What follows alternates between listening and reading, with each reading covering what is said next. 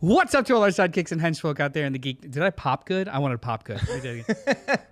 What's up to all our sidekicks and henchfolk out there in the Geek Nation? And thank you for tuning into Cult Pop Podcast Live, episode 143. Heyo. 400,000. If you're new here, this is a space. Yeah, we'll get to that part. This is a space where we talk about movies, comics, TVs, the dystopia that may very well be corporate nation states, and all other things that scratch that nerdy itch. Tonight, we are broadcasting to you live from Young Junk HQ, a bomb-ass podcast studio space here in Philadelphia, Pennsylvania. It's a nice. It's a nice. We are your hosts. Hey. For this evening. It's a different lineup, but we're happy to be here and, pretend like it's normal. I'm Noel, filling in for JD of Johnny Destructo's Hero Complex, which I hear is a store that is located at 4327 Main Street, Philadelphia, Pennsylvania, 19127. A super rad comic shop that caters to nerd-adjacent people alike. And also, too, if you don't like this stuff, just walk in and buy it. Sure. There's t-shirts. With me tonight is the purveyor of fine video content and studio space wherein content is created. It's true. Mr. Terry Leahy. Hey, what's going on? I'm Alice. I'm the hot one. It hurts, but it's true. Damn. Yeah. That's not true. You're the hot one. It's true. Wait, so if you're taking the place of JD and you're Alice, then I'm you? Yeah. Got it. Okay. Yeah. I'm Noel. Also with us tonight is Noel. No, co-host of your other favorite podcast, Fresh Floppies. Yeah, true. My floppies are only fresh. A member of the CultPOP family, making his first live show debut. Hey. So, wait. Hey. I don't know where I'm looking. Hey. You know what? This is your camera. There's a camera? There is a camera there. Hey. You look where you want to look. And that's his fault or his problem. Yeah. Right. And by he, I mean I'm contractually obligated to announce that in the booth there is a producer by the name of Chris, who is assisting Terry in producing this wonderful show. Chris. My camera? Punch to yourself, Chris. Yeah, I'm looking at my camera too. So back to me. There he is. I'm looking over there, but you're seeing here, and I'm looking there, and you're seeing here. If anyone's watching or listening, wants to know about Young Chunk HQ, the space, the services, where they can inquire, all that good stuff. Terry, what do they do?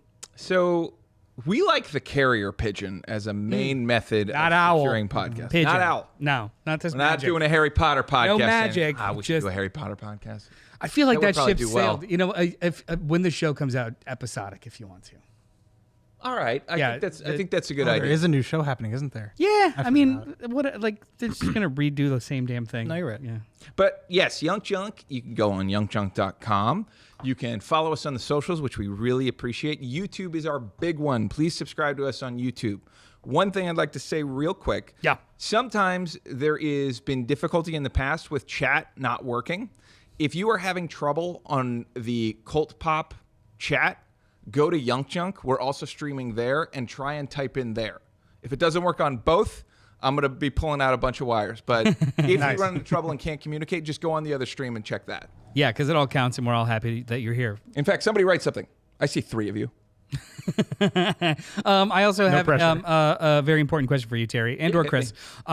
Would you rather have a knife when you need a spoon or a spoon when you need a knife? Can we mark this time code down as a short that we're definitely going to use? Would you rather have, to repeat, and you know what, if you want to jump in, you could jump in. I see that gears turning. But I wasn't initially asked, so it's fine. Would you rather have a knife when you need a spoon or a spoon when you need a knife? Now, I'll you know what? No, I'm not going to answer. I think I got answer. this. Go. The answer is knife. Yeah. Me too. Why? Because you can stack something on a knife and eat it off a la spoon, especially if it's like a yogurt or something like that. You can also stab certain things that you would normally use for spoon to get into your mouth. Yeah. And it is just easier to cut with a knife than with a spoon. Gouging, different story. Yeah. What Am type I of fighting knife? an eyeball monster? I mean, a knife would work too. What type of knife? Oh, so I always love large, I think they call them Bowie knives. Bowie knives, yeah.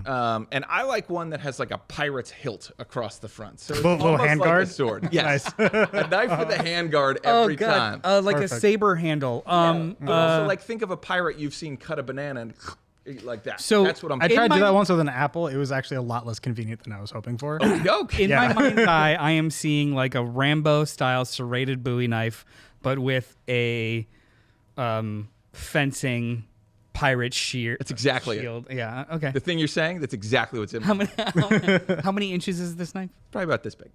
This is probably Folks at home, 10 inches. hilt Jesus Christ. is my hand, and it is shielded, so no one can get at me. I can also punch. Sure. Brass the knife. knuckles. And Yeah, then it if you curves a need to little bit. punch, so we're talking about We're talking about replacing a spoon. So if you need to punch that tube of yogurt, Oh, true. I sure, forgot. it's a weapon. Yes, I don't forgot the wanna- original question. Instead of a spoon, I would like Aladdin's sword from the Sega Genesis version of Aladdin. He's criminal. Give me a dragon scimitar from old school RuneScape, and I'll be happy. Which is a reference only for me. That's fine. Did that count as nice? Zoom in on him. Zoom in on him. No one's watching. It's fine. We're here for Hey. you. Solene 2 says hi. Hi. Hey. Which Yeah, which which stream did you come from? Put that in the chat. you a yunker? Indicator? Or you a popper? It's personal questions, left and right. So anyway, personal question. So tonight, did anybody else want to weigh in on the spoon or knife? I agreed. Knife. You, knife. Knife. Chris, are you knife? You team knife? Yeah, there is no spoon. There is no There's spoon. Matrix. Yeah, actually, that was kind of my answer. The spoon is theoretical.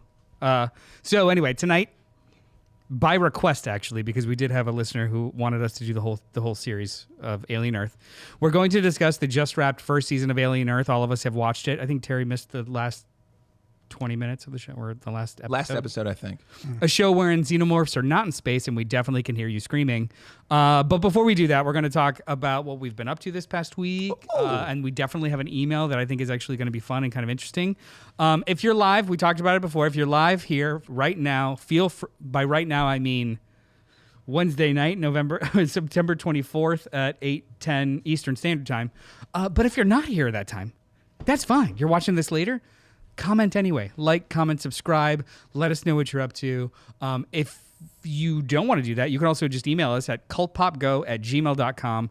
And speaking of emails, we got a good one. Hey! So, okay. This is coming into us from constant listener Pink, who is my favorite person. Pink, if you are trying to comment, because I knew you had a problem, text Noel and let him know that you're having a She has my difficulty. number, which Noel's number is... No. which we should eventually rectify. Text JD. JD will text Noel. Anyway, so this is a great question. Once during film class, I inadvertently took a shit in the middle of church. Metaphorically, of course. We were discussing Citizen Kane when I committed to a sin by critiquing it. It wasn't the pterodactyls. I'm indifferent to those.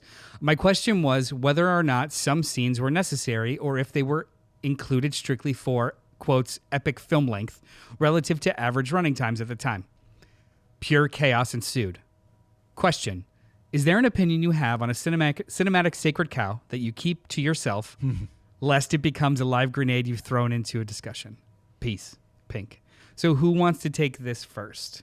We were talking about a little bit about it off camera. We were. And then it went on for like 10 minutes and we were like, stop. Yeah, we were like, this is Do the whole you have conversation. anything that comes to mind? I should go last because I'll need a minute to conjure this. Okay. You want to go first? Sure. Jeremy? I had trouble putting it into words in our discussion off camera, and I'll probably continue to have trouble. But I got you. I I'll hold you up. I am internally struggling between appreciating the history of the medium and also my gut going down an anti-intellectual route being like, this is boring. And that was like when I went into film school, I was really enthusiastic. When I came out of film school, I was bored and annoyed and tired of it. So although I don't have honestly a worthwhile opinion about any specific film, I think my general mentality is like, there are a lot of movies, shows, films, etc., that we spend a lot more time on than we need to. And I would almost rather people study less and just actively do more. Like I'd rather people go out, execute their own vision, figure out what works that way, as opposed to some people putting themselves in a box because they've looked at everything through an academic lens and like a lens of, you know, here are, like you said, the sacred cows that we have to appreciate or have to acknowledge or have to spend time studying versus like, what kind of movies do you like? Great, go make those. And then if you're bad at it, figure out something else. Yeah, no, I mostly agree with that, which we were talking about before. I do think because in film school I did value we're gonna watch something that is like pulling out like my fingernails, and then I'll tell you why it was important for us to watch that, at least in a historical context. That stuff I hated in the moment, liked afterwards, because I was able to at least connect those dots. But I do think that a lot of people are overly cherish it too, like hold on to it too tight. They're overly what's what I'm looking for? Too attached to it? More emotional than that. But yeah, sure. Where it goes into an obsession over an opinion, that kind of thing. Yes, it's like praise it. Well, she said it. It's a sacred cow. Yeah, basically, they become beholden to that, and I think at some point don't learn the lesson. The lesson for me being understand the historical context where this technique started, where this narrative drive was developed, where where it started, learn it. Great. But some people don't leverage that into something new, which is, I think, what you're complaining about. So I don't think we should all of it so much as provide it as only as historical context, and then teach the last 100 years of it being used effectively, not just stop the lesson with the example I used earlier was Birth of a Nation. Incredibly racist Cecil B. DeMille movie about the origin of the Ku Klux Klan. It's awful. Historically inaccurate, incredibly racist, really tough watch, and sucks.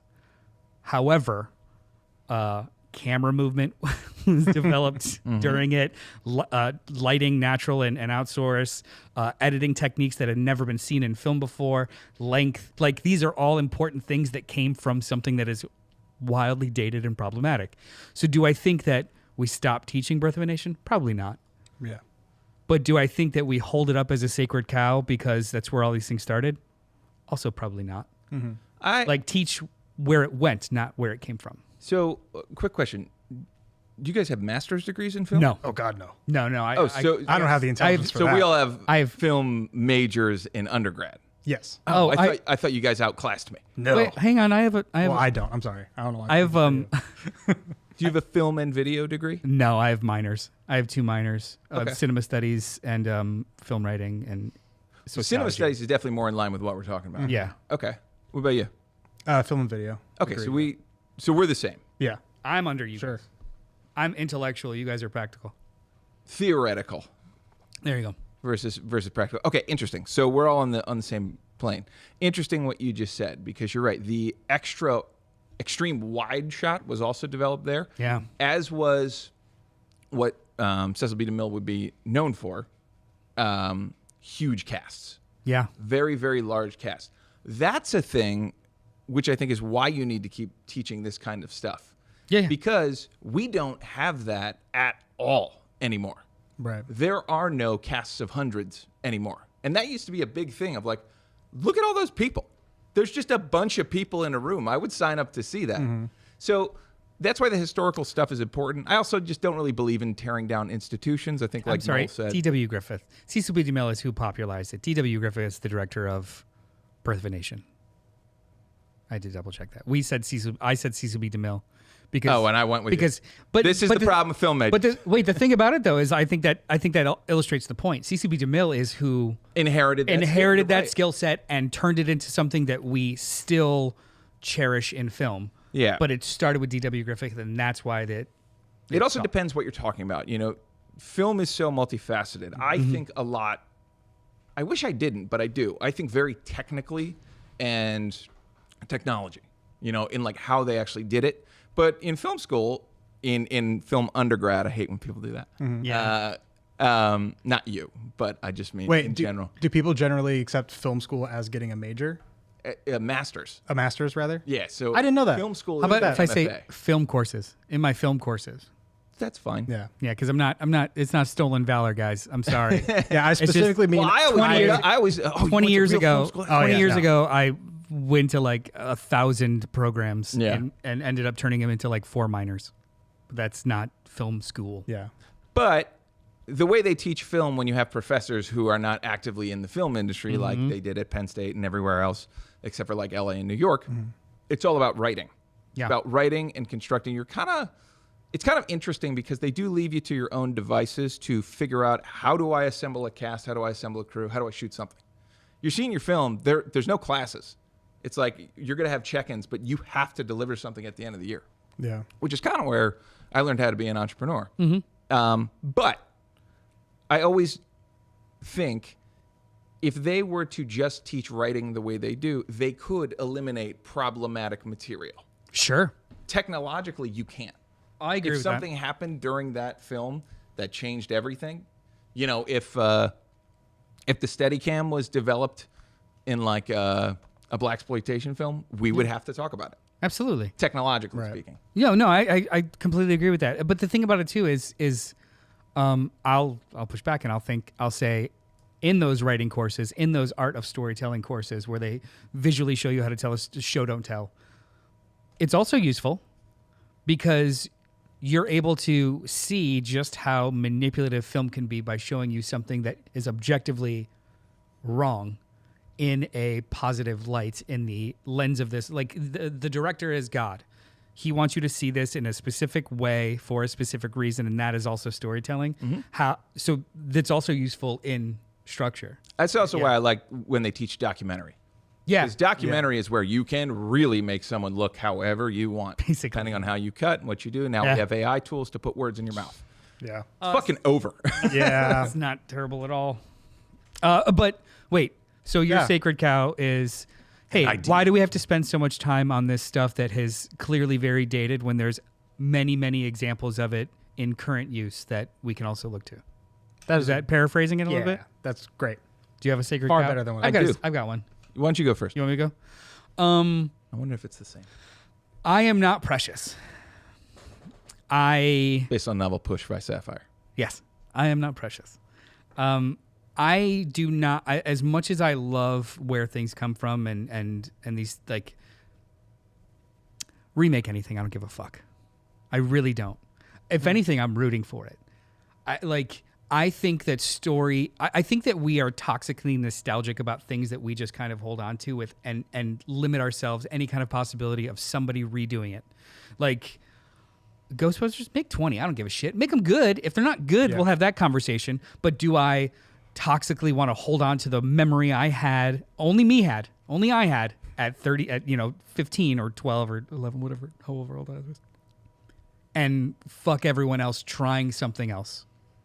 That's just that example. I like what you said.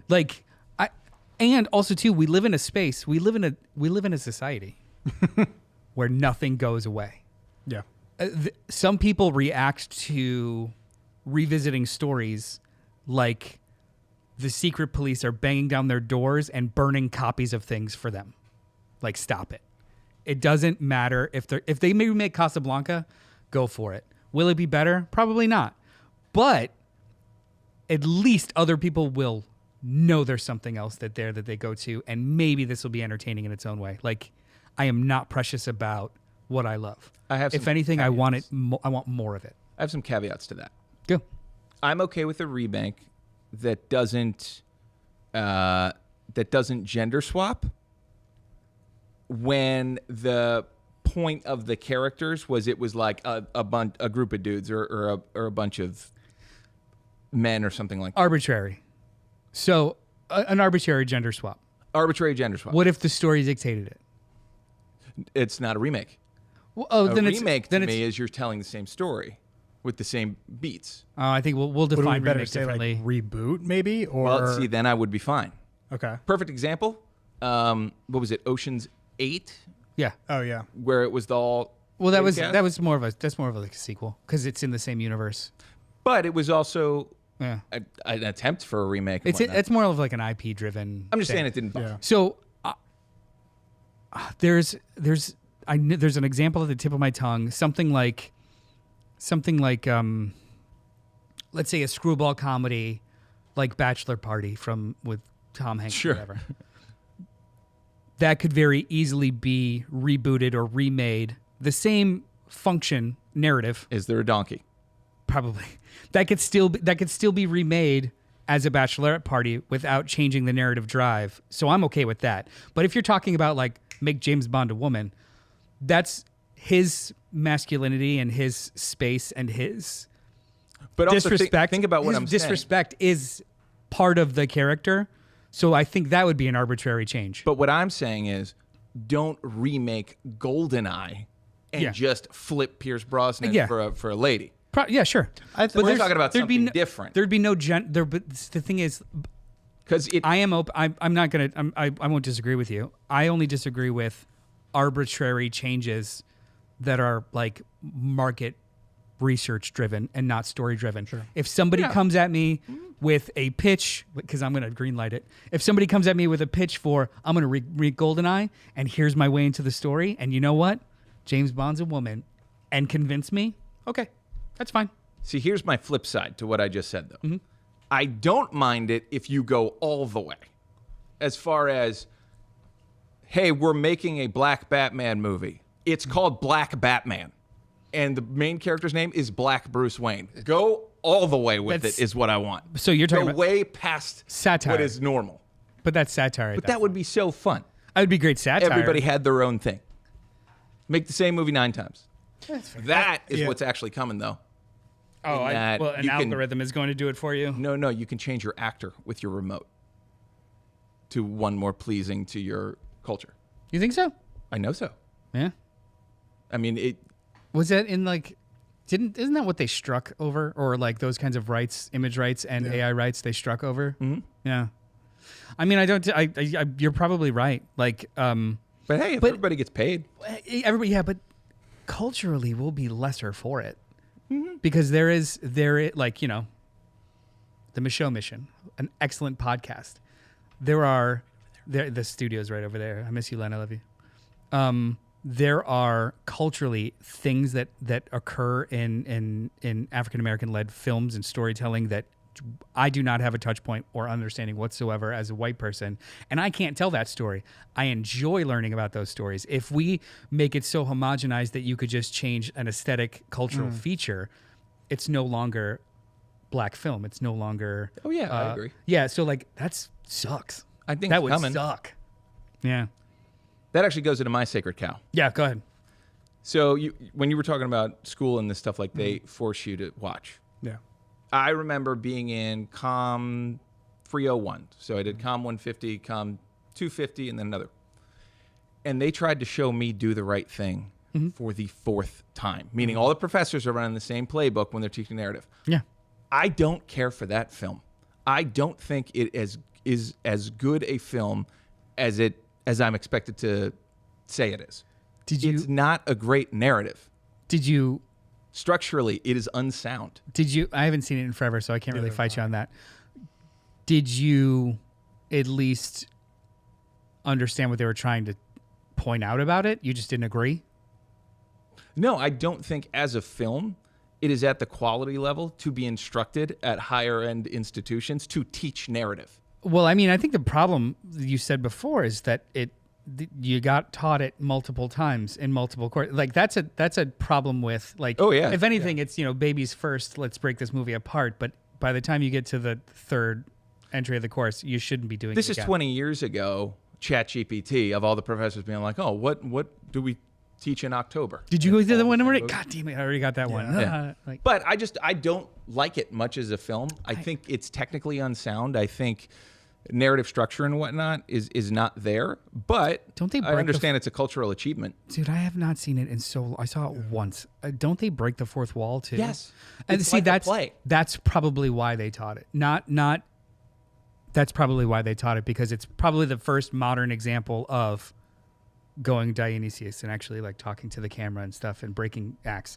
That's the narrative part that they were trying to teach. But if they didn't do it well, they didn't do it well. And My other also, sacred cow is just that I don't like Fast and Furious movies. I do not think they're good. Oh, that's fine. I That's don't think okay. they are good Nope. at all. Nope. I don't think they stand next. What does good mean? It means What's good? Those are direct to DVD movies. With They are not good excellent films. post-production. No, to it's make not them. excellent. Chris, chime in on this. Are you a Fast and Furious guy? Are we family, Chris? Are we #family? It does not have good have- post-production. I It have does no not context. have good effects. Lately. Lately, I mean, the last one was terrible. since But 3, the effects have been bad. These are B Five? movies that are being touted as great. You know what it's like? they are. It's like they are that B old movies John- being touted Yeah. as great. That's the feature, not the bug, Tara. No. Like, for real. Kind of where I'm at. Yeah. I'm in it for the bit. No, and but like the bits aren't good. I think it's. I'm going to fly. That's my thing. Is if people, I don't think they are objectively good or bad movie. I don't think they're objectively good. I think they're objectively not great. However, if someone enjoys it and they want to have a bit with everybody else like you do, I be know- like they're great movies. I know what I'm in for. Yeah. And That's what it is. If you tickles know what me. you're signing up for. I watch trauma movies for fun. Like, this is just high budget dumb. Yes, and I love it. but that's not what people say. Do you remember that old John Mulaney bit where he's like, "Yeah, I like good movies like The Godfather and Scarface." Oh, that's my It's hot. like, That's it. It's the exact same thing. And people are like, "Oh, I like great movies like Oppenheimer and Fast and the Furious." There is nope, All right, nope. I actually, that's my other sacred cow. Hey, Pinks, he's in the chat. Yay! I've never seen an FF movie. We are still on your email because it's that good. So thank you. That's a sacred cow. That's true. We are still talking about that. Maybe it was going to all those film courses and being in the program for a couple of years. Everyone likes the same 4 fucking movies, and I can't handle it. Can't handle it. And the best way it was summed up for me was a couple years ago, a podcast I listened to. They were reviewing the first Joker movie. Some people like it, some people don't. I get it. But the way that the podcaster described it hit me to the core because it was like I relived college. The movie felt like it was reverse engineered to be a poster on a dorm kid's wall, like Scarface, like Fight Club. You don't engage with the actual content of the movie. It just kind of checks the right boxes to be as safely important or gravitas as possible. And I was like, oh, dude, I feel that. But yeah, I'm tired. Yeah, That movie gets so much hate. I don't. Understand. It is technically beautiful. It has some of the best cinematography. That's actually. I still Google when he's sitting on the back of the bus and that camera dollies forward at like a 1.2 aperture. Like, it's amazing. That's the only thing I like about the movie. That it's You don't like technically beautiful. Joaquin? Well, yeah, the acting's good, but that's technically like it is an incredibly beautiful movie, and I will never not say it's not. I just think that narratively, it was the most safe, saccharine, uninvestigative way to tell that story that they were trying to tell. As a story, I thought it was terrible. As a movie, I thought it was beautiful. I think as a story, so I'm a structure boy. Like, I need. Oh yeah, structure. sure. It hits all the boxes. It checks Yeah. all the boxes, but it also felt very stiff-armed. But was there anything better that year? I don't remember what won. What was the? Hang on. Pink is in the chat. Enjoying bad media is my favorite. Well, that's oopsies. Enjoying bad media is my favorite pastime. I love you. Pink Apocalypse jumps in with, I'll watch weird cult movies because they're driven by a single vision. Junk pop movies feel crafted by demographic committee, and I just can't stand them. That, you know what? Of the 10 Fast and Furious movies, 6 of them are junk pop. A couple of them are there's 10 of them? definitely what? There's 10 of them?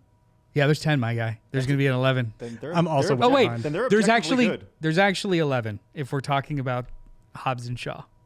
Don't. It's fine. Yeah. Okay. No. Narratively, There's going to be 20 eventually. It's okay. but there is a sweet spot in the middle of that franchise, like around 5, 6, where you could tell like there wasn't much algorithmic push to do a specific thing. It was just like it really was just Justin Lin, the director, being like, I'm gonna see if I could pull this off, and let's see if we could do this kind of stunt. And it's chaotically wonderful.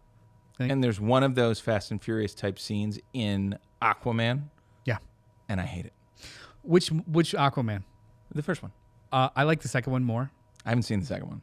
It's better, but I like it more because it felt old school Hollywood. Like they have real sets Well, I love that are the size of hangars, and like it felt like a Flash Gordon movie Like it's so bad, basically. I'm manipulating everything. Is there anything you wanted to add into this? You completely disagree with all of us? Is your favorite movie Scarface also? No. Godfather? I don't. No, when I was in school, I think I told everyone my favorite movie was Clerks, probably. Nice. Yeah. But I was also biased because I grew up down the street from that Quick Stop. So like my whole thing going into school was like, I want to do things that me and my friends will laugh at. And that was my goal the whole time. I still didn't don't think people give Clerks enough credit for what you said exactly. Yeah. That was the first movie that was just people hanging out talking as you would normally talk. Yeah.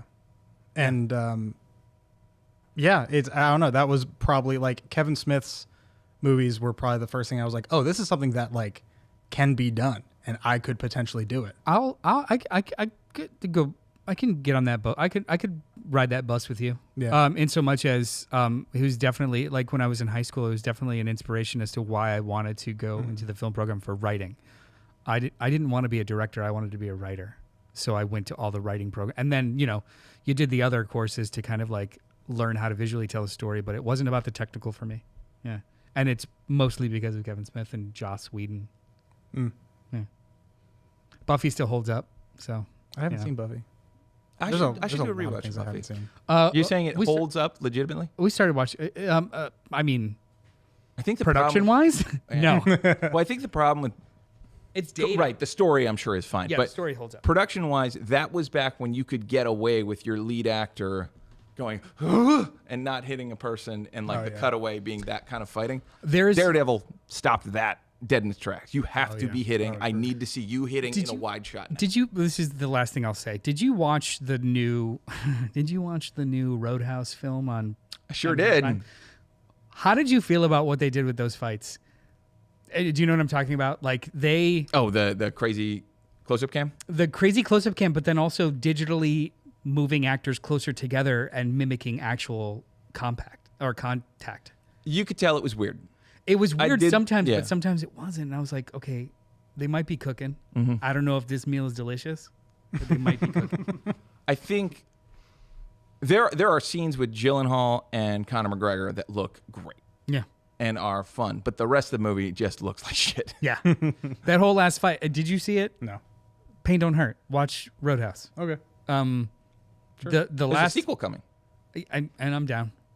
See, that's just trash. I like trash. Roadhouse 2, another house. Roadhouse Next Door. Roadhouse 2, Electric Boogaloo. They film the whole thing, but then in post production, bring them closer together digitally, and then like actually show contact, and then would almost drone style move the camera around the bodies really close, so you can literally are watching the actors do stuff. Yeah, it was interesting. It was. I think technically it was interesting, and I'm surprised I haven't seen techniques like that. I think it didn't work. I think the audience was like, "No, we don't like this type of film." I think there's a seed of something cool in there. Yeah. Anyway, but we don't have to belabor it. Send more emails like that. That's all. That was wonderful. Thank you so much, Pink. We spent 25 minutes on that. Thanks. So next I want to get into a topic we like to call What's Poppin'? Ew. Terry. Hey. What's been popping for you this week? Hold up the thing, be like the dude, and yay. What's popping for you this week? What's popping for me? I am knee deep in a documentary about Lincoln Mill Haunted House, which we are on top of right now. Young Chunk is above Lincoln Mill Haunted House. We open on Friday, and I am 5 episodes into a 7-episode season 2 documentary that we've been working on. So I'm really excited about it. I think we did a really good job telling this second season story. And I'm so excited to get back into Halloween season. But come to Lincoln Mill, get your tickets. It opens this Friday. Wait. I didn't even know that. Wait, first season? There's a season 1 of the documentary. Yeah. Is it on the Young Chunk YouTube channel? Is that the Lincoln Mill? It is Where on is it? the Where Lincoln Mill YouTube channel. It's called Built to Scare. And season 1 is up there, but season 2 is going to blow the doors off. But watch all the content, subscribe to all the things, follow us on Instagram, and please subscribe on YouTube. That's and then fantastic. actually come and experience it for yourself. That's fantastic. I didn't know about that. I would watch Yeah, that. that's awesome. What about you, Jay? Oh, JS. what's popping? Oh, do I need the? Is it like conch. a talking stick? It's the conch. You have to hold it. That's a Lord of the Flies reference. You have to hold. You can only talk when you're holding it, which I'm breaking right now. Go. Anyway, the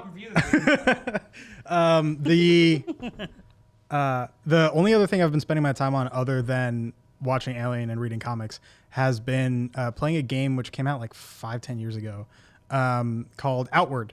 I've been playing it with a friend. It's an RPG that is very slow and very difficult and very realistic and detailed and involved, and is very punishing. But because it's a game like that, I've been spending a lot of time with it, which is fun. Like, as opposed to it's like a medieval fantasy type vibe, as opposed to the normal, like, oh, you have all these cool powers on a little power trip type thing. You're just people, and you start your game in debt and have to try to prevent the village you're in from taking your house away. Sounds too real. Yeah, so you have to do a bunch of favors, earn some money, pay some gold to be like, please don't take my house and my bed, and then you go from there. What type of gameplay is it? Is it RPG? Is it like... Yeah, it's RPG, third person. It's got, the typical range, melee, magic, stuff like that. I was going to ask, is it like, card spell based, or is it melee? Is it like...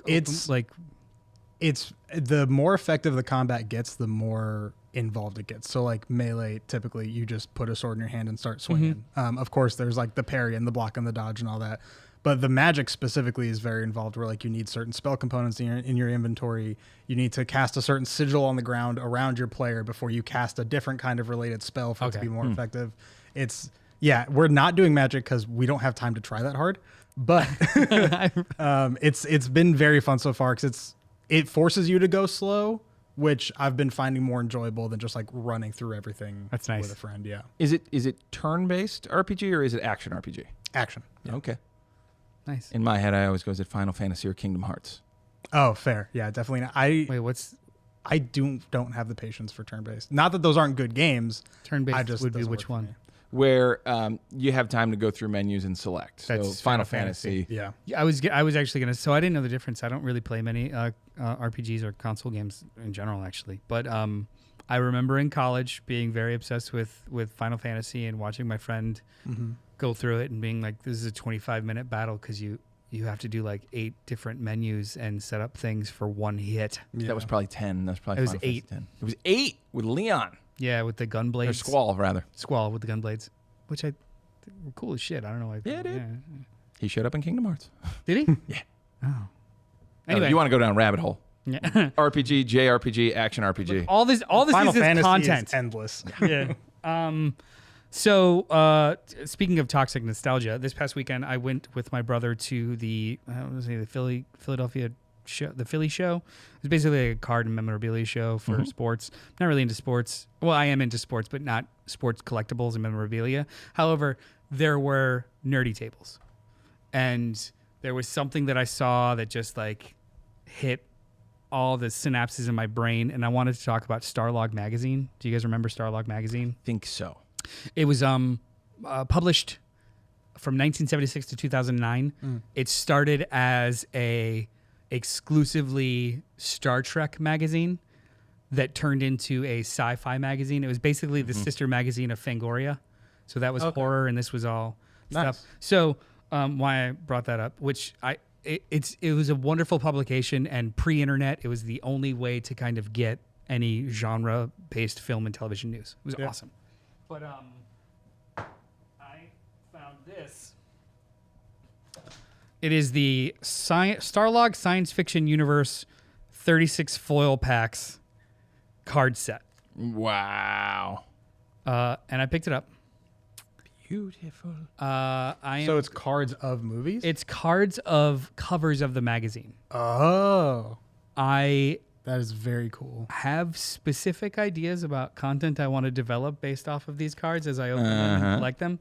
But I wanted to talk about how wonderful stuff like this used to be, because it was a curated material written by writers talking about things that they are passionate, obsessive, and educated about, as opposed to what we have now, which is 400 feeds of anyone with a microphone being able to do anything and say anything they say without any kind of checks and balances, whether they be internal or external, checking them on whatever comes out of their mouth. And it's just a cacophony of noise. But I love this. Like, you know, like the physical manifestation of all of this effort into a monthly magazine about things that you enjoy versus, you know,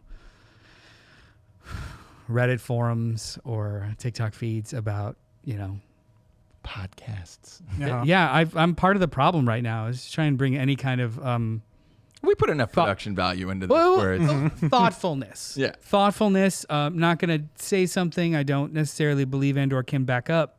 And I just love stuff like this. So I'm debating if I want to rip one right now, but I'll probably wait. No. No? I would get too anxious if you opened it. I wonder if you could get another one. These are Keep one wrapped. I'm sure that look, the actual market value is minimal. Super minimal. Not only do people not even remember this damn magazine, I don't know if there's anything in here that's worth Open her up. more than what I paid. However, I still might want to make actual content about these cards and then do the opening then. With the knife we talked about earlier. Oh, true. No, I'm going to use a spoon. Oh, okay. I'm going to use a spoon. Call back. Yeah.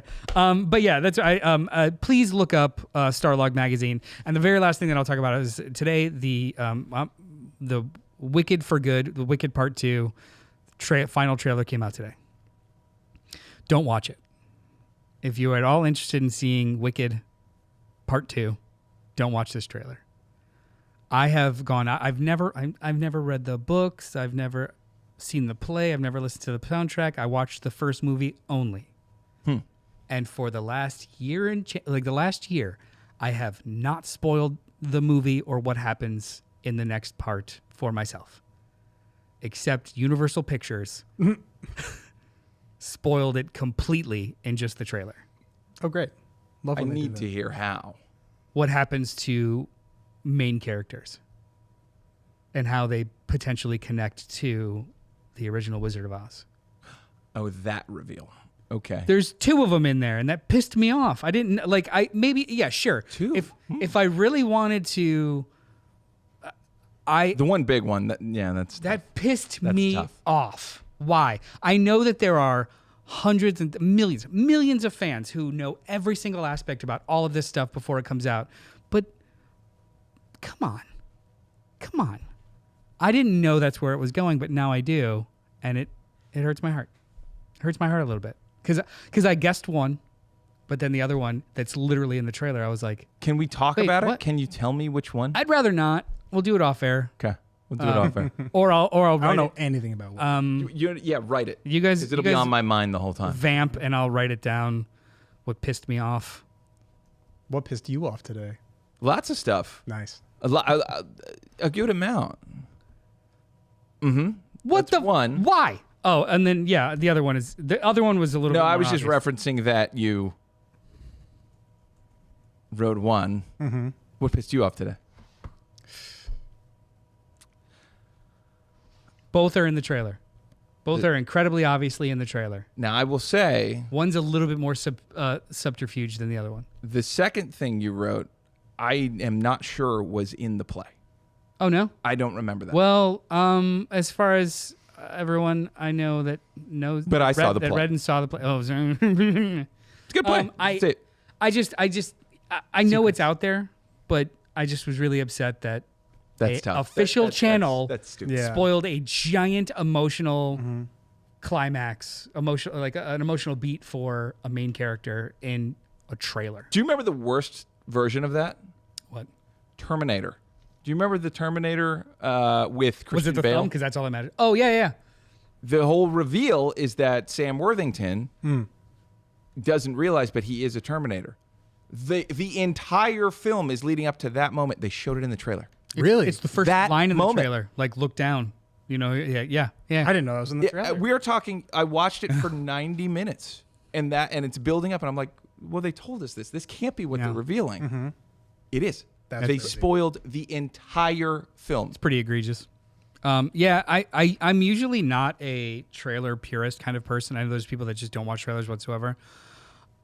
So I get it, but I typically don't expect them to literally tell me finales, which is really bothersome.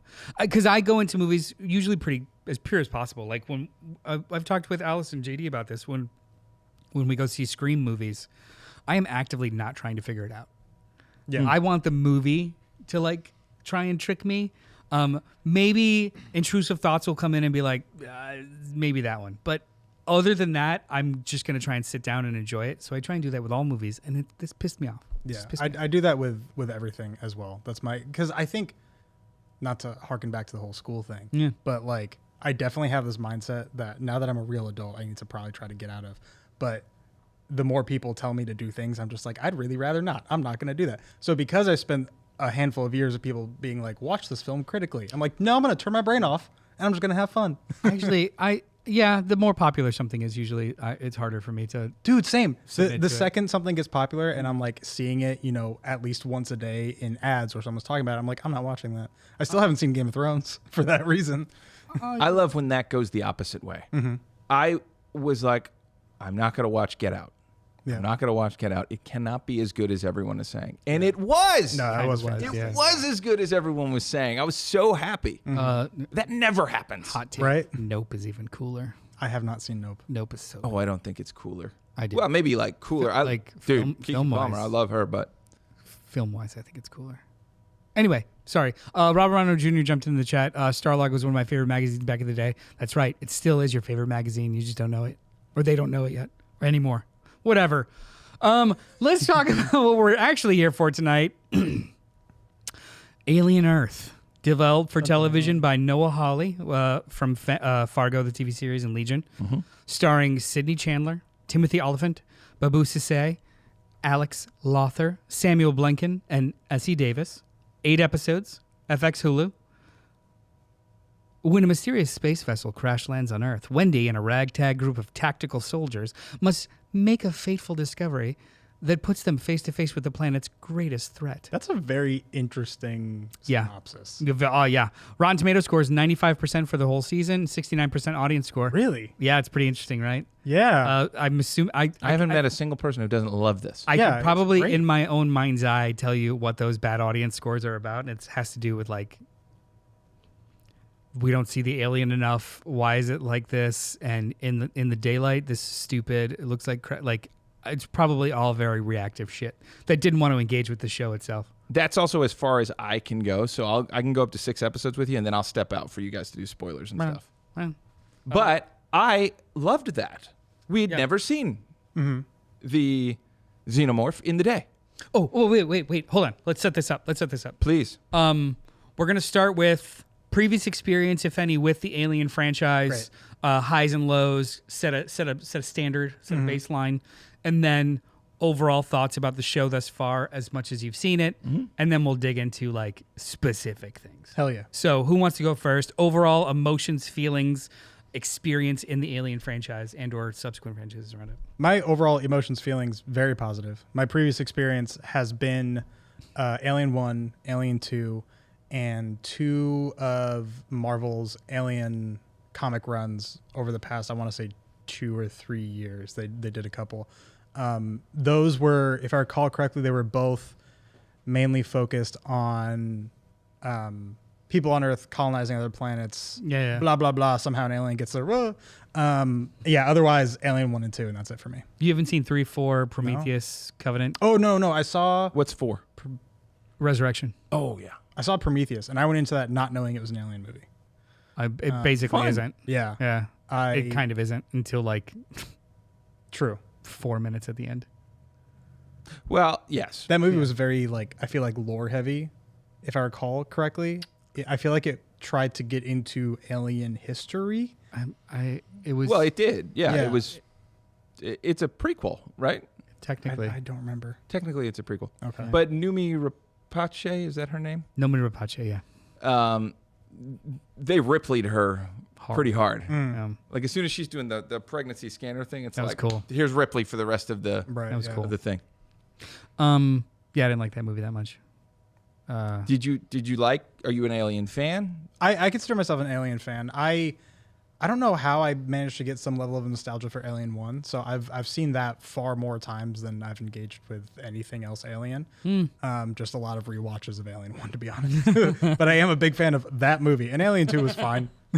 Alien 2, fine? Oh, I love that movie. I honestly have only seen it once, and it was years ago. So I might change my opinion if I go home and watch it tonight. Aliens is a very economical movie. And that, I mean that as a good thing. It's a very economical movie.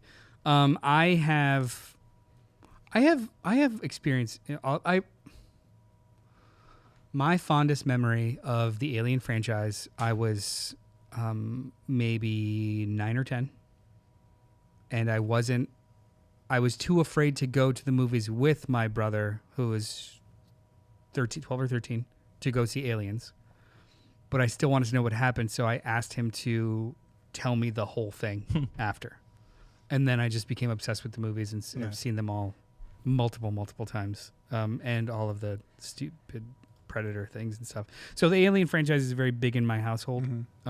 So I was looking forward to this because I feel like the most recent films have been too lore heavy, too navel gazy, too more obsessed with aesthetic gravitas than tell me a story. I think Romulus was fun. Like, it was just like a remake of Aliens it was a mashup of Aliens and Alien, and it was like a back to basics kind of good looking movie. But, Is it the Fede Alvarez one? Yeah. Okay. It was a horror movie. It was just a clean, decent horror movie, which was a nice whiplash from Covenant and Prometheus, which were heady things. Right. But I always thought, when I found out that Noah Hawley was going to do this, I always thought, like, exploring the Weyland-Yutani of it all and this kind of world inherently feels episodic, so I'm down. And I didn't have the expectations that it was going to be, a xenomorph every episode. So that probably helped for me too. What about you? So for me, my first exposure to the Alien from Alien was in Disney World on the Great Movie Ride. Yep. Oh, wow, yeah.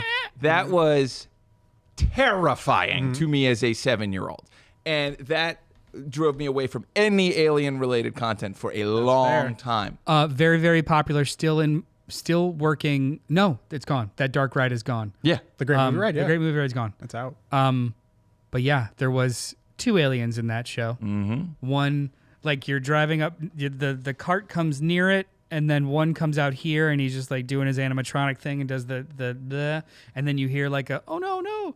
One drops down from the ceiling at you. I remember that and it comes one. down. Yeah. So we would, every time we were on that ride, I knew exactly when to close my eyes Yes. and not bother, and then we're good. Yeah. Chris, that'll do gangbusters, so make sure you write that down as a short. Oh, yeah.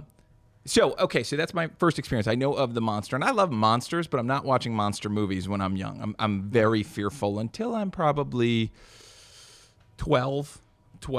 Around then, I got over all my fears, and I was like, all right, let's do this. And I started hunting with my Bowie knife. No, more like rated R movies still made my stomach queasy a little bit sometimes. Yeah. But by the time I'm like 15, I'm like, okay, I can do this. My next experience is I'm in someone's house, and Aliens is on. Mm-hmm. And it's like a weird creature area. There's like white everywhere, and I could just hear it, and I'm noticing it. I'm like, what is that weird thing? It's freaking me out. And I'm like, okay. And then I have a birthday party, and we rent Alien Resurrection. So Alien Resurrection is my first Alien movie that I actually watch all the way through. And I kind of liked it, but I didn't have a developed enough brain to really understand what was happening. But I think that was a good thing for the thing. It was just like, oh, cool creature at the end. What is this hybrid? This is terrifying. This thing is her mom. That's what I got. And then later and then after that, I was working in a movie theater when AVP came out. I like that movie, actually. Yeah. Go on. Yeah. So AVP comes out, AVP Requiem, the second one comes out as well within like 4 years, I think. I could look it up. Keep talking. Anyway, I see the first one. I don't see the second one because the first one's like, oh, this is an action movie. It's more Predator than it is Alien. And then finally I go back and watch the original Alien, and I'm like, this is incredible. Mm-hmm. And I mean, I started with watching the original trailer, the original In Space, No One Can Hear You Scream. Yeah. Amazing. From there, 3 years. I go down a YouTube rabbit hole, and I watch YouTube documentaries about all of the films. I do watch Prometheus. I enjoy it. Mm-hmm. But what I enjoy way more is people talking about Prometheus on the internet. Mm-hmm. Oh, yeah. Prometheus is like fucking catnip to film essayists. Mm-hmm. It's so great. I like watching and listening Tylenol enthusiasts. Yeah. I love watching and listening to hot takes about Prometheus more than I enjoy the movie. So I did that. So the Alien franchise, for me, I have enjoyed more through other people enjoying the content rather than me enjoying the content. Very nice. I'm trying to think of the first one I saw. I think I saw Alien 3 in theaters. My mom and I went because by then I was like, yeah, let's do it. I've only seen bits of that. I've seen 3 in theaters, and that was at a second-rate theater too, or second-tier theater. What do they used to call them? Second chance. Dollar movie. The dollar movies we called them because it was the premiere theater, and then before video, because there was a theatrical window before it went to video once upon a time, and that window was 5-6 months long. Yeah. So 2 or 3 months in the main movie theater where it was full price, and then you had the second run movie theaters where a ticket was only like $2. Mm-hmm. So I remember seeing Alien 3 for like $2-3 with my mom and being like, that was cool. That's it. It was. And then Resurrection I dug. Mm-hmm. Yeah, I remember seeing that it came out Thanksgiving the year it came out. And like as a family, we all went to go see Alien Resurrection. Is there a Prometheus 2? Yeah, Alien Covenant. Okay, so I skipped Covenant. I skipped Alien, the one with the R. Romulus. Mm-hmm. Romulus. So there's Alien Romulus and Alien Covenant. Yeah. Romulus Covenant is is the most another recent Ridley Scott one. Romulus is the Fede Alvarez one. Skipped both of those. I think you might dig Romulus. Probably. I like Fede Alvarez. It's just him kind of having fun in the universe. It's a monster movie. Mm-hmm. It's absolute whiplash from Prometheus and Covenant with the lore dump heavy. This is just he also did people in sets. That was the movie he did after Evil Dead, or did he have one between then? Don't Breathe was in between. Don't Breathe was in between. Yeah, but he's not a very prolific director. He's a prolific producer. So I think he's only done directed 4 movies, but produced 15. The only reason I bring it up is because I went into this series because of Noah Hawley. Yeah, ditto. That dude is an incredible creator. I've not finished Legion. I haven't either, but I've the first 2 episodes Fargo, but I've not finished. Did you watch Legion? Nope. Fargo?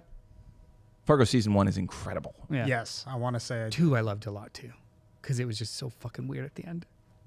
I don't even recall it. 2 was 2. Was that Chris Rock? No, that was 4.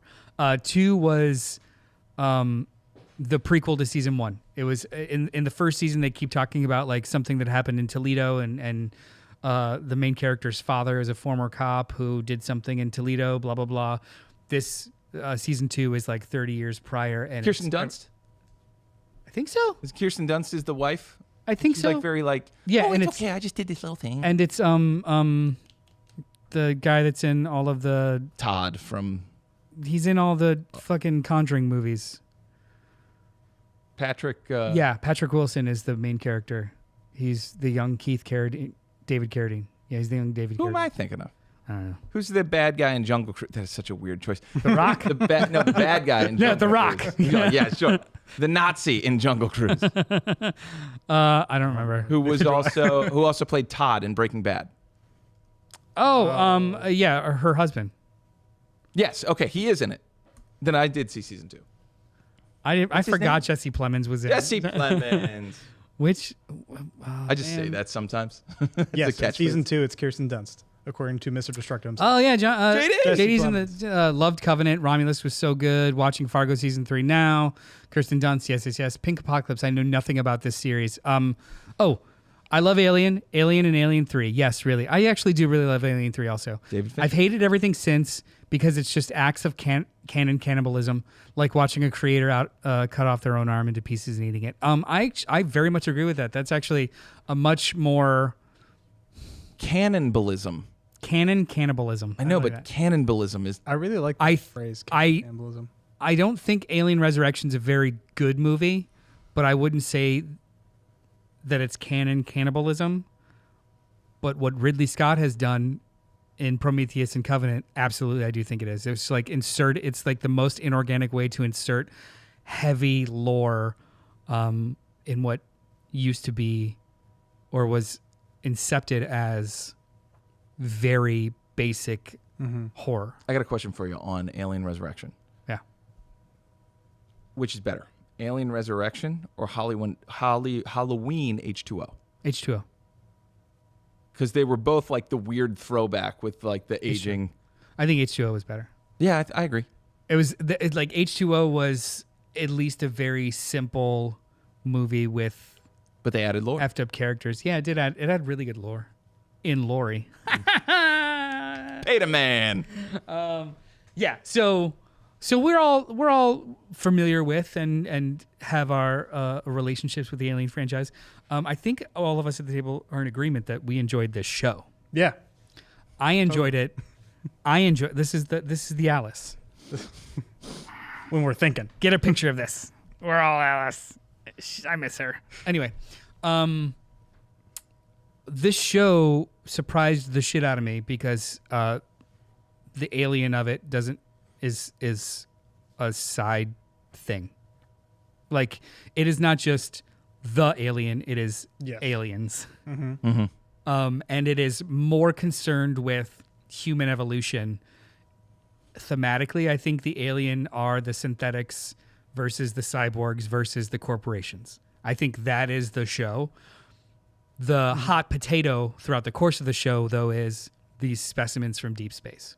So the xenomorph is just a MacGuffin during this much more interesting story that's happening outside of it with nation-state corporations. And I thought that was so wildly entertaining and interesting, exponentially more than another alien movie only spread out for 8 hours.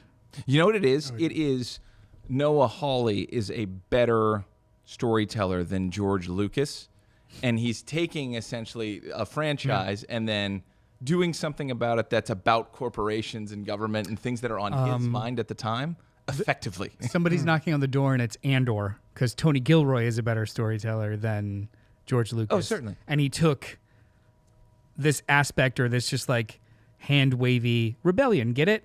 And actually turned it into something that is, like, what does it take to break down fascism from an insurgency state? But I mean, specifically, there was an interest in government and corporation. Oh, yeah. And like, this is a great corporate espionage story. Yeah, I'm sure. That cyborg is a corporate. That's corporate right. espionage. Yeah. That's so good. Yeah, I thought this show was phenomenal, and I will say on behalf of my wife, who does not like horror, has never seen a single stitch of things other than a poster for the Alien franchise, was hooked in with me from episode 1 and wanted to know when the next one came out. Like, she was into it all the way up to the end. I mean, including the end. She didn't stop being into it. But it was a much more accessible show than I expected it to be. Because even when they did name check lore type shit, like a very big player is Weyland Yutani, but you got to be really involved with anything to like realize that that's even a name check, or how an android or a synthetic would know how to do something, or like then bleeds white. Like, that's all very lore-y. Strode. Yeah. Double call back. Thank you. So yeah, I was very impressed with this. I was very happy.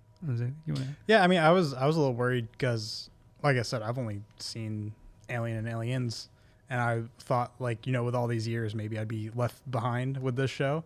Strictly speaking, I know if they do a good job, no one should like feel totally out of place. But yeah, they did a great job, and I agree. It's there's the occasional factoid that I was like, oh, I know that because I know a little bit about Alien. But no, I was in it from the beginning, and I'm also not a horror guy. Now, when it comes to horror, I definitely like, if I appreciate any horror, it's usually sci-fi stuff, because I feel like that just adds a layer to it that makes it more entertaining for me. So I figured I would enjoy it to a degree, but I liked it way more than I anticipated. Yeah. What is that amazing sci-fi horror movie where they fly through a black hole and end up in hell? Event Horizon. Oh yeah, that was a good one. That's a great sci-fi horror movie. There's a comic now. Did you read it? I didn't, but it just came out a couple weeks ago, right? There's 2 issues of the comic out now. Cool. I don't know what it's about. So I think I think this show did a genius thing, which, as you alluded to, Andor also did.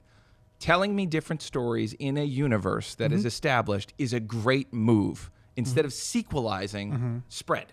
Let me know what's happening over here. Now, I haven't seen the last 2 episodes, so I don't know if there's a Ripley or a something like that that does show up. I pray there isn't. I don't want to spoil it. But oh my for God, me, guys. it is a new thing that I want to follow that happens to be in this universe. Also, I think this is a prequel. Is it? This is not. This is a prequel. So it. Well, why would it may How? exist? It may. I think it exists between the first and second movie. But I thought that Like that 60 years between the 2 movies. I think it exists. that's there. fair. Yeah. Because they didn't know what that creature was on the spaceship. they still At least don't- that crew didn't. they still I wouldn't don't know a tiger. Right. They still don't in the second. In the first movie, obviously nothing. In the second movie, corporate vague understandings that there's specimens that they need to bring back. But no, no 3 matter is what. on Earth, right? No, 3's on a prison planet. It has never been to Earth. Welcome to Earth. The xenomorph has never been to Earth up until AVP, which is out of canon for the Alien movies. So this is the first time that a xenomorph has been on Earth, and it just so happens to be between the first and second movie. But there's a killer creature on the loose that is property first, monster second. oh yeah, Yes. yeah, and it's the whole entire season is structured like a bottle episode. You are told about the outside world. You get a glimpse of how this new reality works in regards to there's no countries, there's just corporations and nation states that are owned by explicit corporations. We've already known about Weyland-Yutani, but now the Prodigy Corporation is the one we're following, and hilarity ensues. But I think that they did a lot of really wonderful, fun stuff in regards to that. And that is this is what I couldn't have wished for in a television show based on a franchise, and what I've constantly been wanting out of both Marvel and what's the other one? Star Wars. And then I think DC is starting to do too, because like not everything has to be about the one plot line or the one. Yeah, we're getting the Clayface movie that gonna have nothing to do with anything. Peacemaker's like over here doing other weird shit, Yeah. and that's I love fine. That's Peacemaker. great. Like I don't think that everything needs like the defining feature of Star Wars does not have to be Jedi. Just like I think a defining feature now after this show, a defining feature of this franchise does not explicitly have to be xenomorphs. Because of the eyeball monster. And that is Freaking love eyeball monster. honestly, it should just like maybe just the existence of the corporations is enough. Because I would still also watch a bureaucratic show about Weyland-Yutani and Prodigy, corporate espionage with synthetics and androids. I will bet you there was a script written about something else, and then Noah was like, I can't get this made as just a boring thing. But if I make it in the Alien universe, I can. I was going to say, like, if I love how much of the focus is on these corporations, because they're always the real bad guy in all the Alien media. Like, they're always the problem. They're always the ones making the decisions to put people in danger. They're always the ones that people are dedicating their entire lives to, whether or not they believe in the cause or not. And I do love how much this show was more about what's happening behind the scenes of these corporations rather than like us being in a spaceship or somewhere else. And, you know, Captain cocomes up and is like, Weyland-Yutani said we got to do it. And then it's like, oh, well, screw Weyland-Yutani, I guess. But yeah, sure, let's do it. I love seeing some of the decision-making in politics here. It was great. You know what I love a lot about any movie that does this? 1970s styles cruise, people sitting on a boat, like 70s style filmmaking. Like you always think of the boat in Jaws, you know, those conversations. You know, you think of John Hurt in Alien and the crew. I love that they held on to that. It's like not modernized at all. There's cigarettes. There's the cigarettes on the ship was so funny. Yeah, and I loved that. I'm like, this fucking rules. So I love when you get that 70s aesthetic in modern film. Like just put people at a table. Let me watch that for a little bit. You know. Well, yeah. So that's like that is something. I don't give a shit when they die. That is something that a TV show can do that movies typically don't have space for. For a movie, especially if it's a genre movie where we know a big bad is coming or a big thing is going to happen, because that's why you went there, you have so little time to not only establish, you know, ordinary world, but then also how do I ingratiate myself? How do I get my audience to ingratiate themselves to these four characters? And you usually have maybe 1 minute apiece to identify them as something or some persona or some, I don't know, base emotion or id factor in order for you to just feel at least something when they die. The old guy, the slut, the kid, or just like, you know, he said he doesn't like cats, so when he dies, we're gonna cheer. She said that she can't wait to see her son again, so when they die, we're gonna be sad. Right. Like they literally only have that much, whereas a TV show provides you that space to fill in the gaps. I think some TV shows do it incredibly poorly. Oh yeah, This I one, agree. perfect. Like I gave a shit about her brother, and every time he was in danger, which was a lot, I was like, episode 2, 3.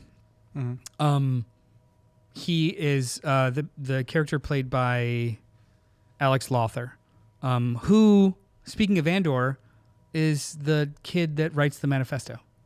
I knew I saw him somewhere, and I looked it up, and I was like, holy shit, and I forgot the character's name, but he's the voiceover. He's the young kid in season 1 that, Pink jumped in. Andor is the new gold standard for what you can do outside the box in television. I completely agree, and it is very earned, especially in regards to genre television, using science fiction to actually do something. Did you see what JD? Yeah, I'm not going to read it on purpose. So where was I? We were talking about. The character. So, my wife. Do you ever like? We've watched and read so many things and had some courses, not film school, but like some courses. I forgot them all. Where they break down structure for you. So I'm watching something, and I can kind of know where it's probably going to go, based off of specific scene settings, social cues, or how the movie sets it up and how they frame it. We're in the rising tension right now. Yeah, like, oh, this is only first act. It's probably nothing's going to happen here, but they're going to, like, you know, feign something, and then we're going to do Yeah, exactly. Yeah, like you just kind of see the seams.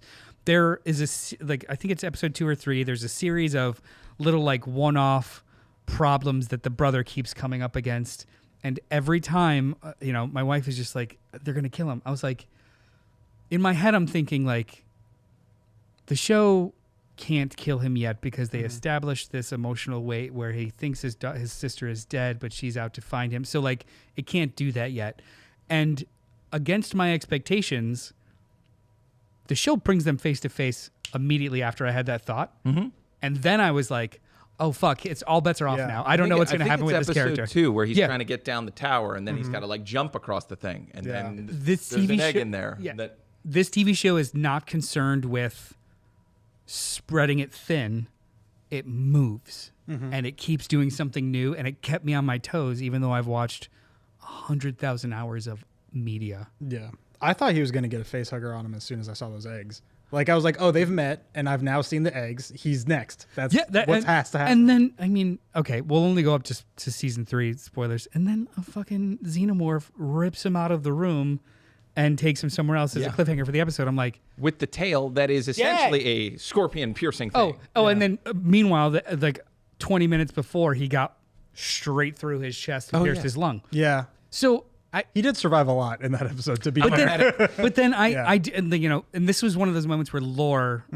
I did remember lore at the moment too, where I was just like, actually, they usually save and gestate for an egg. so maybe he won't be dead yet. But I had to like convince myself of that, which I usually don't because stuff is boring. Yeah. I mean, the genius of this is also that number right there, 8. 8 episodes, not 12, not 10, not fucking 16, which I've seen before. 8. Mm-hmm. Get in, get out. Have enough time to do it. Now, I actually do wish they trimmed a little bit off of the shows. I think this would be a incredible 30-minute series. So I would rather it be 10 episodes, 30 minutes. You know what? There was only one episode that was over 60 minutes long, and that was the Maginot episode where it showed you what actually happened on the ship. And that episode feels like 10 minutes because it's amazing. That was the only episode that's over 60 minutes long. And it was only like an hour and 4 minutes. That's my people sitting on a ship doing shit episode. I love that episode. Yeah, like I had to squeeze in the finale before we recorded because I was busy. But I was like, fuck, this is probably going to be like a feature length. And I was like, it's 47 minutes. Let's go. Yeah, I don't know what the make TV again. Dude, I don't know what we're gonna do with Stranger Things when it comes. The last 3 episodes are gonna be movies. Huge. They're just gonna be movies. Yeah, but like 3-hour movies. At least they're spacing it out so you could talk about it and like not be rushed. So like the Stranger Things, I think the first chunk is gonna drop Thanksgiving, then Christmas, and then the finale alone on New Year's. One episode is just about shaving. Probably just 30 minutes of shaving. Wait, do we know about like the runtime of these episodes, or are we? No, but if history's an indicator, the last 2 episodes I think of the last season was 2 hours and 2.5 hours. I think we each. got data on this. I think we got data that the last 2 episodes will be. I don't think I'm making up 3 hours. Damn. I believe it because I think one of the finale last season was 2.5 hours long. Right. Yeah.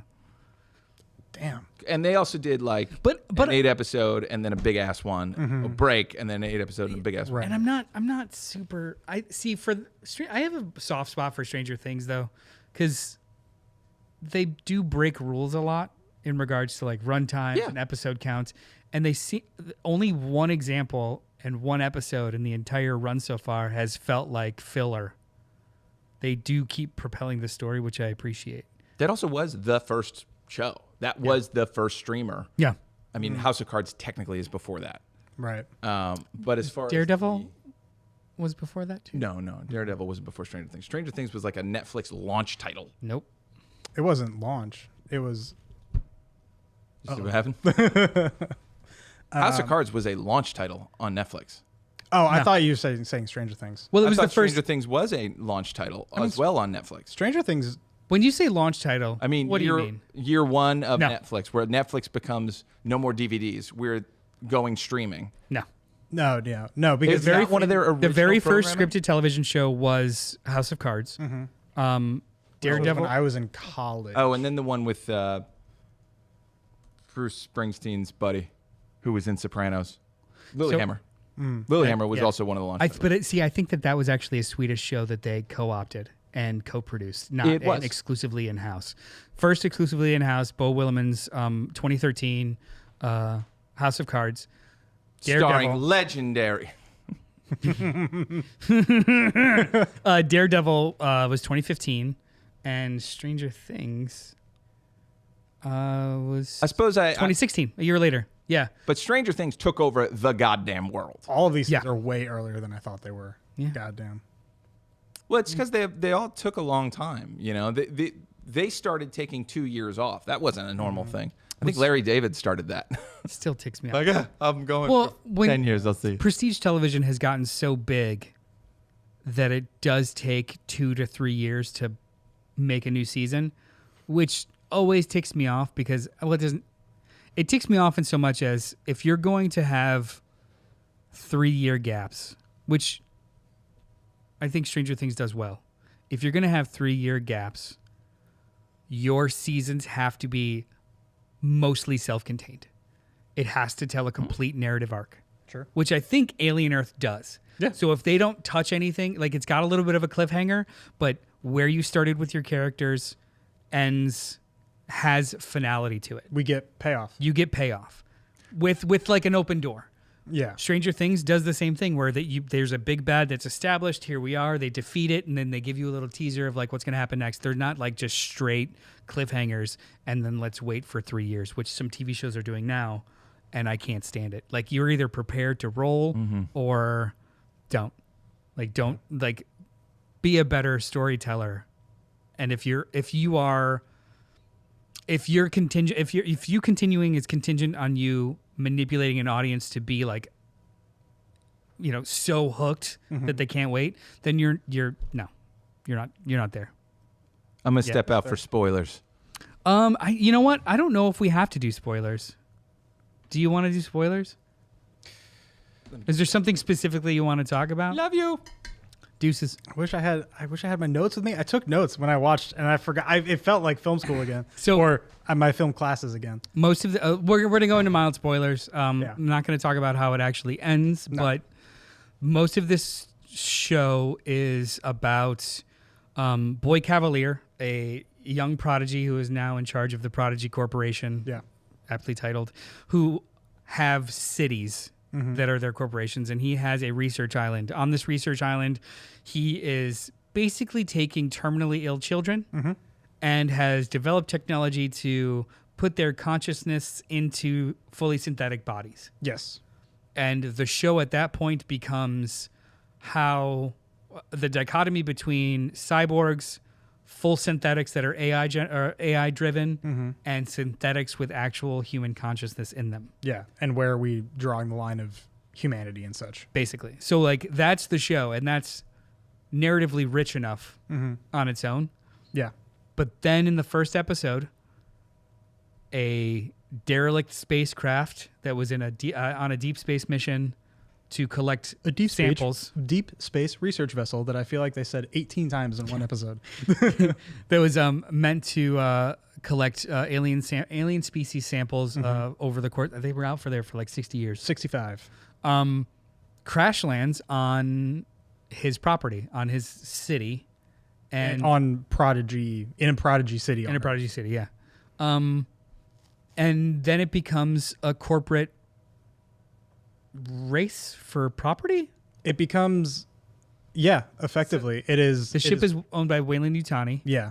And Prodigy is like, oh, this is on our land. And as one of the characters in the show puts it really well, they're like, your ball came into our yard, so now this is our ball.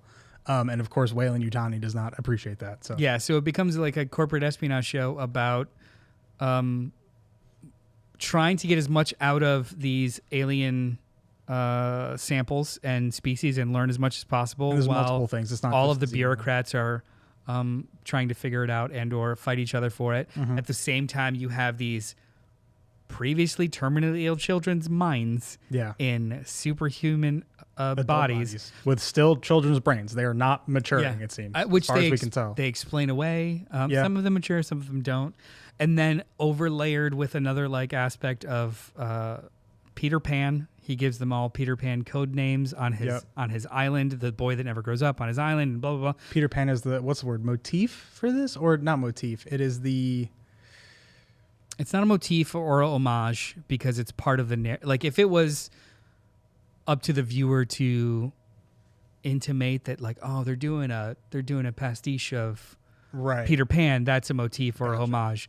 It's literally a part of the story that he is building his lost boys. Like the prodigy, like Boy Cavalier, and that's his name, by the way. Boy Cavalier. Yeah. He is building these people to be his lost boys, which he calls them. He literally references one's Slidey, one's Smee, one's Wendy, one's Jane. Like they're Nibs. It's just so cool. It's we have so many conflicts in one show that are all very much connected, but I feel like nobody realizes how connected all these conflicts are. Yeah. Which I very much appreciate. So we have these Lost Boys, is what they call them, who get very immediately involved with this crashed Weyland-Yutani ship. So they have character development based on that experience. Yeah. And of course, Prodigy brings these alien specimens back to where the Lost Boys are. And it's just, there's so many. It does a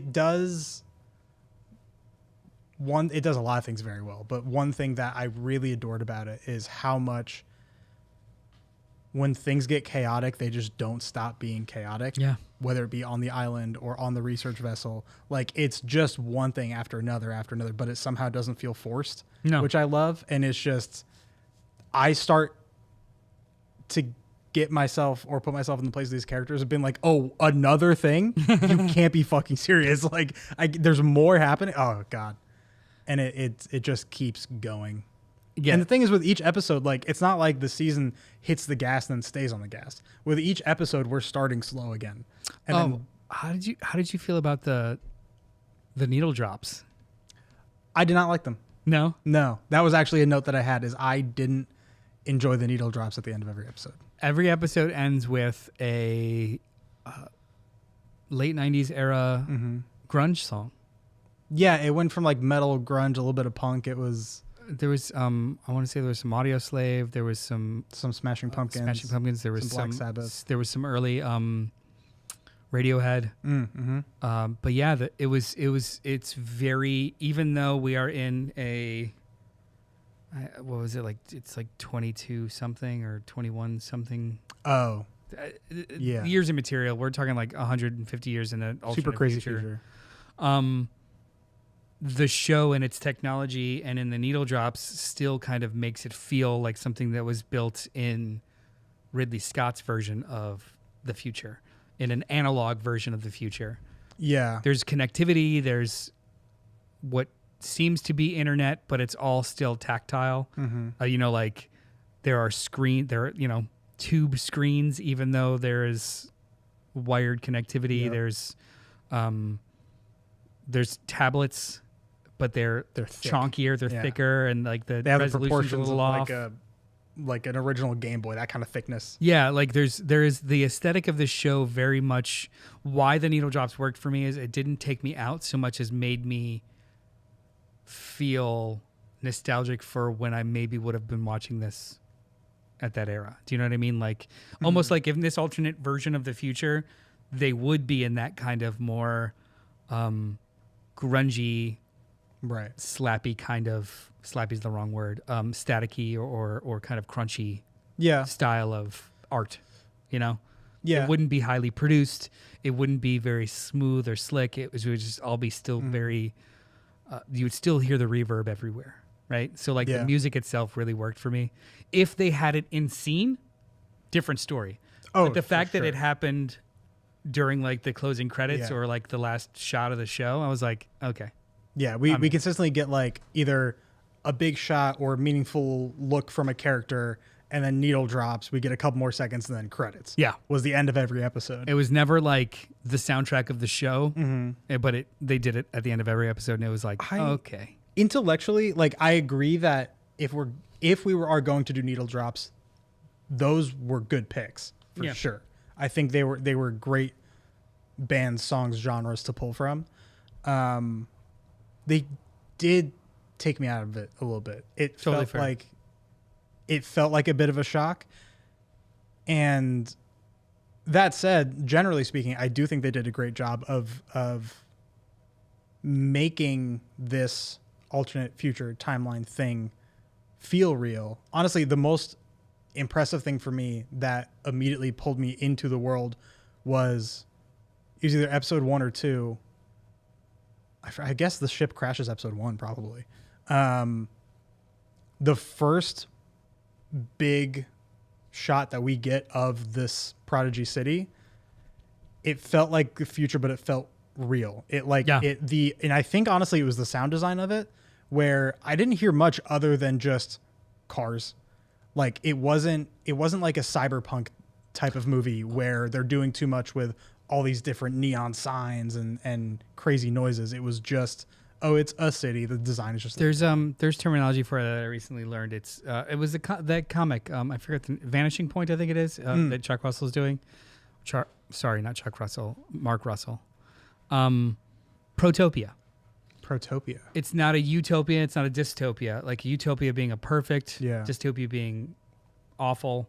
A protopia is a more realistic, pragmatic vision of the future, right? And this is very much feels like a protopia of like the Earth is dying. This is the pragmatic thing that they did in order to blah, blah, blah. Technology is insufficient. So this is the pragmatic version of Protopia being like that version of the future that is a little bit more realistic, a little less shiny and or a little less dirty. Like it's just, these people exist in a space and they live in it versus it all looks like a special effect. Yeah. It was great. Pink said, "God damn it, the retro prop sets make me want to see it." I think you might dig it. It's absolutely. There's more under the label than was presented. Yeah, absolutely. And honestly, this, like the synopsis that Noel read out at the beginning and that you're gonna find, misrepresents it a little bit. Like I guess it conveys the correct vibe of the show. Maybe. Yeah. When a mysterious space vessel crash lands on Earth, Wendy and a ragtag group of tactical soldiers make a fateful discovery that puts them face to face with the planet's greatest threat. That is the first 15 minutes of the first episode. Yeah, and also the biggest thing that sticks out to me is tactical soldiers. I mean, and a ragtag group of tactical soldiers. It didn't say that they're kids. Yeah. But there's also soldiers there. There are, yeah. There's first responders. But also, I do love how vague planet's greatest threat is, because is that really the aliens? No. Yeah, exactly, which I love. This is a damn good show. It'd be great if there's a season 2. Mm-hmm. If not, I'm good. I'm happy. Yeah, like this is very much, it's as self-contained as it could be or needs to be, but with leaving many things open to kind of explore. Yeah, man, thumbs up. This was cool. Can we talk about how I was more scared about that sheep than I have been, I think, anything there else are in that show? Other aliens in this show. Yeah. And they set them up so perfectly. They make some of the aliens in the show so subtly terrifying that it's like they're not hiding. They're in plain sight. It's not like a xenomorph where you're like, oh, where is it? It's going to jump out of nowhere and kill me instantly. This alien is just there and biding its time. And they it's also, so scary. all of the aliens, all of the new aliens in this show leverage things that are already inherently terrifying. Mm-hmm. Mosquitoes. Yeah. Flies. Cannibal plants. Yeah.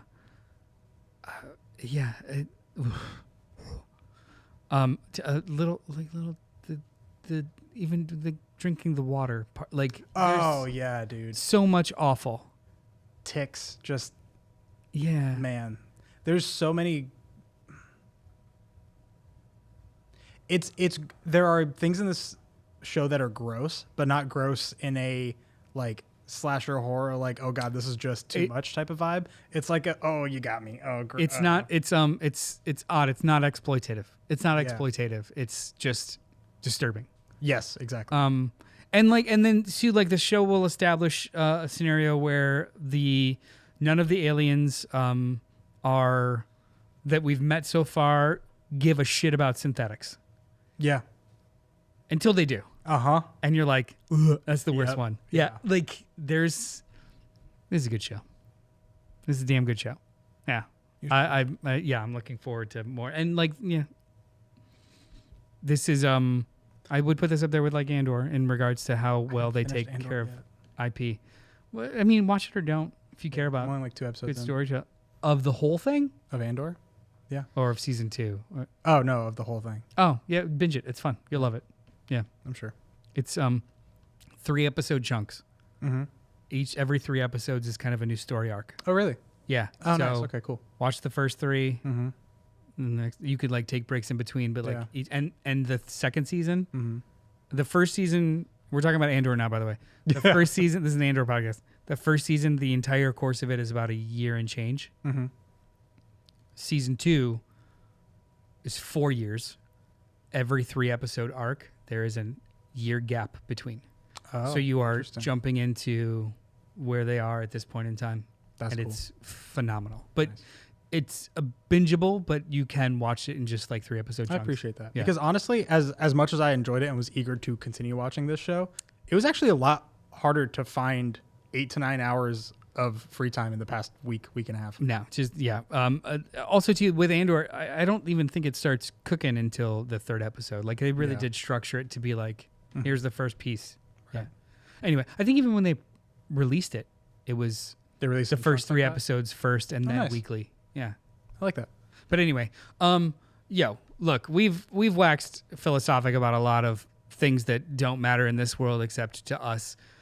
So we'll close it on that. Alien Earth was fun as hell, and y'all should give it a shot. We're in agreement. Yada yada, all the other stuff we talked about tonight. Thank you for joining us this evening. If you want to participate in the show, like a lot of these wonderful people did, when we are live, like, comment, subscribe, hit the bell notification, chat with us. If you can't or are watching this later, do all that other stuff anyway. However, you can also email us at cultpopgo@gmail.com. Questions, comments, concerns, praise, donations, whatever. Also, new episodes of Inside the Morgue are drop every Wednesday. New episodes of Fresh Floppies drop every Thursday. Check all those out. We'll see you next Wednesday at 8 p.m. Eastern Standard Time, where we will be back here live on YouTube and later whenever you listen to your podcast. Do you know what you guys are talking about next week? I did, but I don't remember now. Sorry. If you want, I don't know If you want to talk for 2 or 3 seconds, I could pull it up. 2 or 3 seconds. More than that, but you know. Okay. No, that's fine. How was your first experience on the show? My first experience, I honestly more nervous than I anticipated because I'm not someone who's worried about like being on audio, camera, whatever. I've done it a whole bunch in the past probably decade, but I haven't talked about a show or movie in detail in a very long time, and there's a lot of things about filmmaking truly that I have forgotten, haven't utilized.